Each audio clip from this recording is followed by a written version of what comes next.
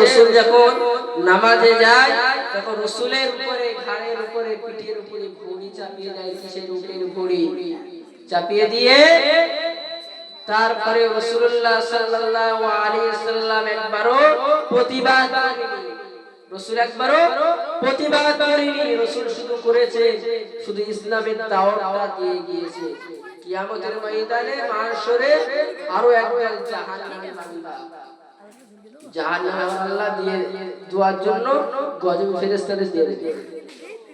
তো গজব ফেরেশতা নিয়ে চলে যাবে। আর যে জাহান্নামের যে দারোয়ান, দারোয়ানের নাম হলো হযরতে রিদওয়ান ফেরেশতা। রিদওয়ান হযরতে মালিক ফেরেশতা, নাম কি? হযরতে মালিক ফেরেশতা। জান্নাতের যে দারোয়ান ফেরেশতার নাম হলো হযরতে রিদওয়ান ফেরেশতা। হযরতে মালিক ফেরেশতাকে জিজ্ঞাসা করবে, মালিক ফেরেশতা, এই গুনাহগার বান্দা, আল্লাহর গুনাহগার বান্দা, তোমরা কোন নবীর উম্মত? আল্লাহর এই বান্দাগুলো বলবে, আল্লাহর এই গুনাহগার বান্দা বলবে, ও হযরতে মালিক ফেরেশতা, ও হযরতে মালিক ফেরেশতা, যেই নবীর উপরে 5 ওয়াক্ত নামাজ আমার আল্লাহ ফরজ করেছিলেন, ওই সময় হযরতে মালিক ফেরেশতা এক জবাবে উত্তর দিয়ে দেবে, এ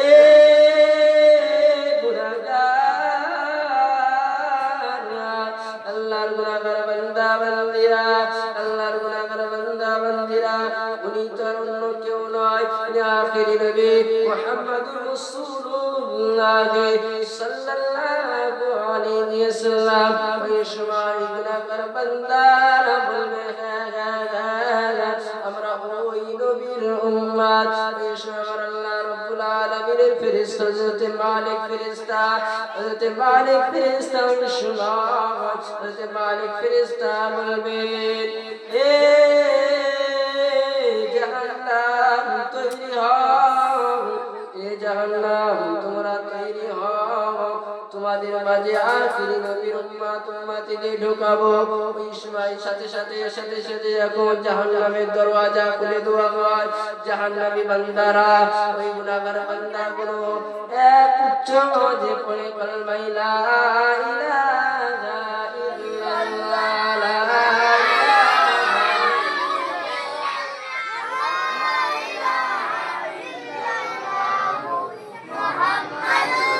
আল্লাহর গুনাহগার বান্দারা একসঙ্গে রাসূলুল্লাহর কলেমা পড়তে থাকে। ওই সময় জাহান্নামটা তপ্তরে থমকে যায়। জাহান্নামটা থমকে যাওয়ার সাথে সাথে হযরতে মালিক ফেরেশতা বলেন, এ জাহান্নাম, এ জাহান্নাম, তুমি থমকে গেলে কেন? তুমি থেমে গেলে কেন? আমার আল্লাহ রাব্বুল আলামিনের ফেরেশতা হযরতে মালিক ফেরেশতা বলবে, এ জাহান্নাম, তুমি কেন থমকে গেলে? তুমি কেন বন্ধ হয়ে গেলে? তুমি কেন এদেরকে নিলে না? ওই সময় হযরতে মালিক ফেরেশতা বলবে, মালিক ফেরেশতাকে উদ্দেশ্য করে জাহান্নাম বলবে, এ হযরতে মালিক ফেরেশতা, এমন নবীর কলিমা বলছে, তার জন্য আজকে আমি জাহান্নাম আমাকে সৃষ্টি করলো, গাছকে সৃষ্টি করলো, দুনিয়াকে সৃষ্টি করলো, পাহাড়কে সৃষ্টি করলো, নদীকে সৃষ্টি করেছিল। ওই নবীর কলিমার এত সম্মান, ওই সম্মানের খাতিরে আমি জাহান্নাম ওদেরকে নিতে পারবো না। আমার আল্লাহ রাব্বুল আলামিন, আমার আল্লাহ রাব্বুল আলামিন সাথে সাথে জাহান্নাম কি বললে, জাহান্নাম দ্বারা আমি একটা কাজ করি।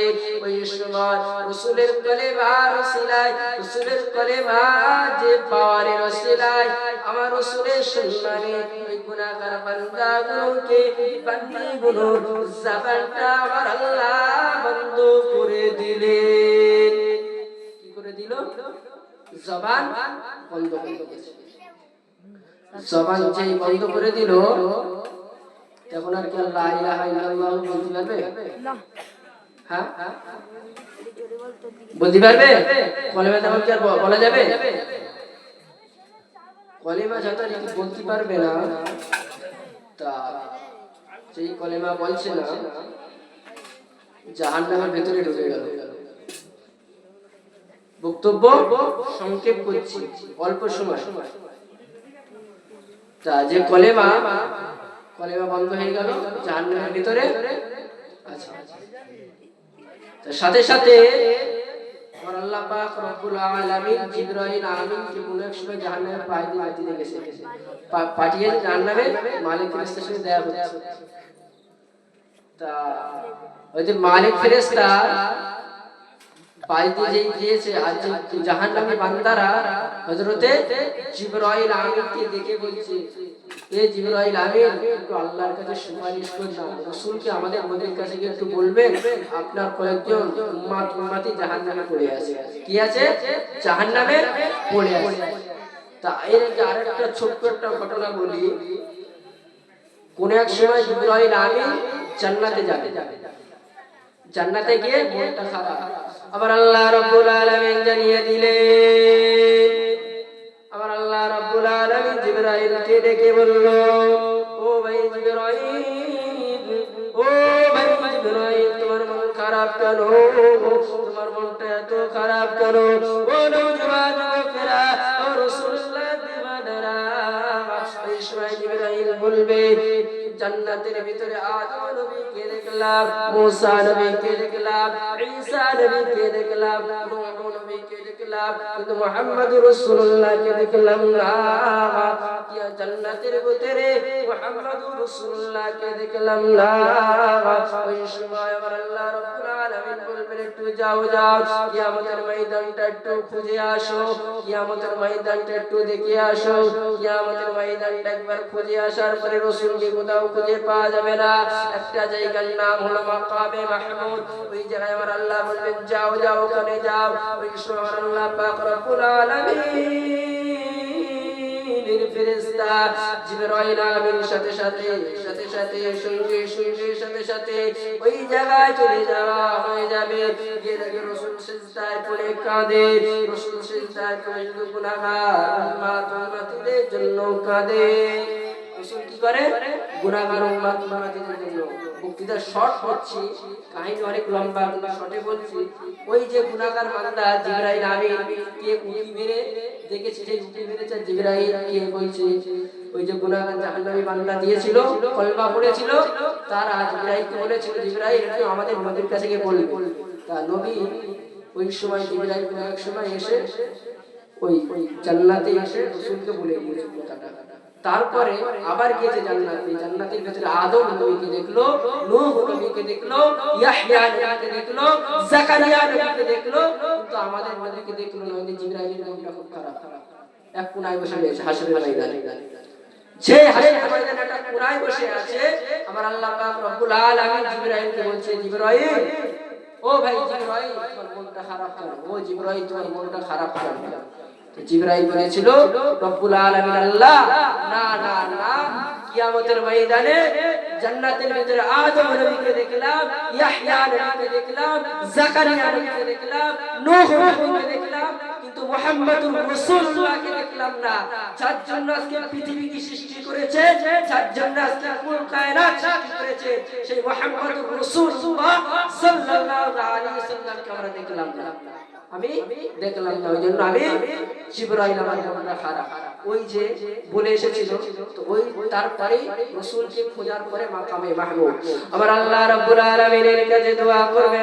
আমার আপনার নবী নূর নবী দোয়া করছে, ও রব্বুল আলামিন আল্লাহ, ও দয়াময় আল্লাহ, ও মেহেরবান আল্লাহ, আপনার দিনের জন্য কত কষ্ট করেছি, তায়েফের ময়দানে কত মার খেয়েছি, কত অত্যাচার সহ্য করেছি, কিন্তু একবার মনে কষ্ট নেই না।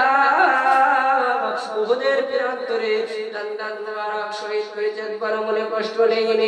ও রব্বুল আলামিন আল্লাহ, ওই ওসিলায় কি আমার ওই জাহান্নামী গুনাহগার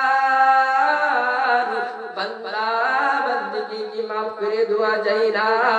কত কষ্ট করে, কত মেহনতি করে আপনি এমন এমন যুগে পাঠিয়েছিলেন, আলামে জাহিরাতের যুগে। সেই যুগে কেউ কি সব মূর্তি পূজারী ছিল, এক আল্লাহ বলে কেউ মানত না। ওই সময় আমাকে পাঠিয়েছিলেন, আমি এত কষ্ট করে, এত মেহনতি করে ইসলামের জন্য, কোরআনের জন্য কত খিদমত করেছি আল্লাহ। ওই ওসিলায় কি আমার ওই গুনাহগার বান্দা বান্দিকে কি মাফ করে দেওয়া যায় না? আমার আল্লাহ পাক রব্বুল আলামিন আল্লাহ নবীর কথার ওসিলায়, বিশ্ব নবীর খাটাখাটির ওসিলায় এই জাহান্নামী গুনাহগার বান্দা বান্দিকে আমার আল্লাহ রব্বুল আলামিন মাফ করে দিয়ে রহমতের দয়ার জান্নাতে এনে দেবে। একটু জোরে বলা যাবে না সুবহানাল্লাহ? আমার বলার মূল উদ্দেশ্য, একটা ঘটনা বলার মূল উদ্দেশ্য হলো এটাই, রাসূলুল্লাহ সাল্লাল্লাহু আলাইহি সাল্লাম 63 বছরের জীবনীটা কোরআনের জন্য ছিল, কোরআনের পথে ছিল। আল্লাহ রাব্বুল আলামিন যেটাই বলেছেন সেটাই রাসূল করেছে। তা রাসূলুল্লাহ সাল্লাল্লাহু আলাইহি সাল্লাম নামাজের জন্য, ইসলামের জন্য, কোরআনের জন্য মেহনতি করেছে, কত কষ্ট করেছে। এত কষ্ট কথা বলা যাবে না। সে রাসূল নামাজ পড়তে গিয়েছে, আগে বলেছি বুকের ভুঁড়ি চাপিয়ে দিয়েছে রাসূল, সিজদা থেকে মাথাও তোলে না, আবার সিজদায় চুপচাপ আছে। কত কষ্ট করেছে রাসূলকে, মার মেরেছে, এত মার মেরেছে ওনার চাচা, তা রাসূল পুরো বেহুশ হয়ে গিয়েছে। দ্বীনের জন্য, ইসলামের জন্য উনি এত খাটাখাটনি করেছেন, শুধু আমাদের কাছে কোরআনের কথাটা, নামাজের যে বাণীর কথাটা সবারই কাছে পৌঁছে দেওয়ার জন্য। ওইলো বলি, আপনি যারা একটা নামাজ পড়ো না ভাই, আপনাদের হাতে নাতে পায়ে ধরে পড়ে যায়, মাঝে যারা আছেন সকলে, এখন যারা নামাজ পড়ো না তাদের হাতে নাতে পায়ে পড়ে পড়ে যায়। নামাজ এসে মসজিদে এসে তোমরা, যারা মহিলারা বাড়ি নামাজ পড়ো, কোরআনটা শেখো। কোরআনটা এমন একটি জিনিস, যত পড়বে তত মধু। এই কোরআনে কোনো সন্দেহ নেই, পৃথিবীর অন্যান্য কিতাবে সন্দেহ দিবেন, কিন্তু এই কিতাবে কোনো সন্দেহ নেই। কোরআনে সন্দেহ আছে?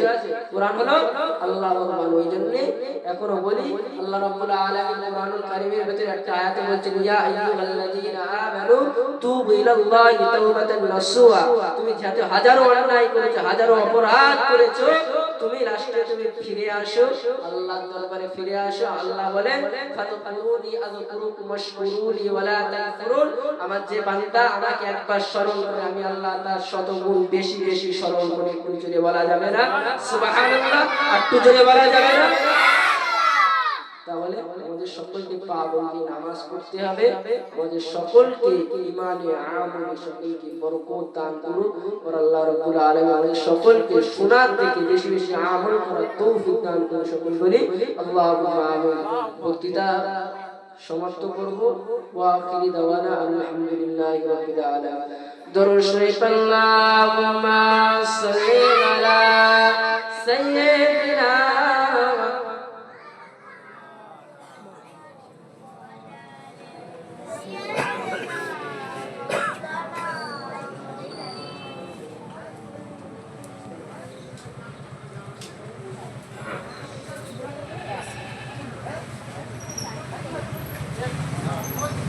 السلام عليكم.